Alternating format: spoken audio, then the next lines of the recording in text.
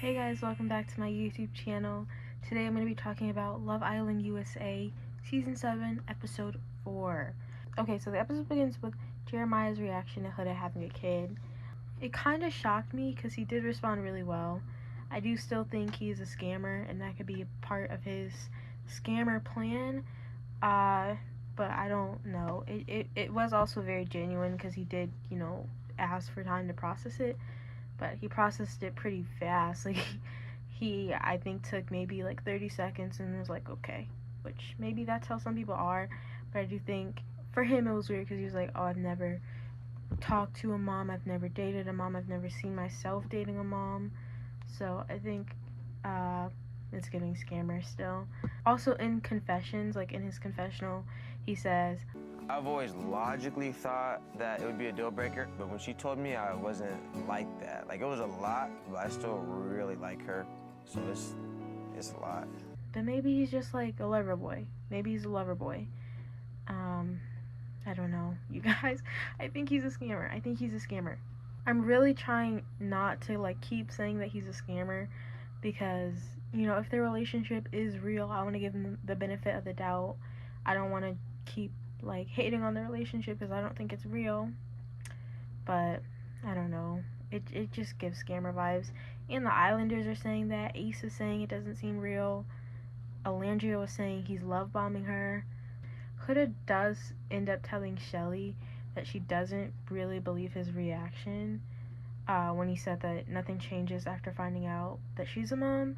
I do think that she should like relax a little bit because I think it's a lot to process for anyone. So, I don't think Jeremiah's in the wrong for being like, he needs like time to process it for a second. He literally took like, I don't know, 10 like to 30 seconds to process the news. So I don't think she can be mad at him for like, needing time to process that because that is like a big deal to a lot of people. Also, I think it's interesting that Sierra pulled Nick for a chat when he was talking to Bella. I think I'm starting to see through Nick a little bit. I'm starting to see the game he's playing. He's admitted in the past to liking the chase. And I think, that's kind of what's going on here. Austin and Shelly have a quick conversation about where they're at in their couple and how they're feeling. They both admit that at this point it's more platonic than anything, but they do say that, they don't want to like rule out anything romantic happening in the future. The challenge is each girl gets to choose 4 guys to put at different bases. So first base would be 1 guy, second base, third base, fourth base, and fourth base is the person you want to pursue the most, you're most interested in. So Bella goes and she puts Nick at 4th base and some other guys, I don't know all their names, I don't remember who. But in the challenge, Bella starts kissing the guys, and this is the first time that she's really done something like that. In the first challenge, she was, asking for kisses on the cheek, and she's like full out kissing the guys. I think Nick is so weird because he chose to couple up with Sierra, he chose to leave Bella, and he was like low-key mad that Bella kissed, like Bella's first kiss in the villa was someone that wasn't him. And I was like, you don't have the right to be mad about that. New bombshells end up coming in the villa, and they're gorgeous as always. It's 2 girls. We have Amaya and we have Hannah, okay? Now, they do the same challenge that the girls just did, and they choose 4 guys, okay? Amaya and Hannah both choose Jeremiah as one of the guys. I believe Hannah put him first base, maybe second base. Amaya puts him 4th base. So HUDA is freaking out. She's mad. She's not clapping when she's going. And this is my problem. This was Twitter's problem. This kind of threw everyone off of like the HUDA fan base, okay? HUDA is being rude to the bombshell. She's calling her the B word after the challenge, saying she's messy, saying she has ulterior motives, and that she doesn't like her just because she's trying to get to know Jeremiah.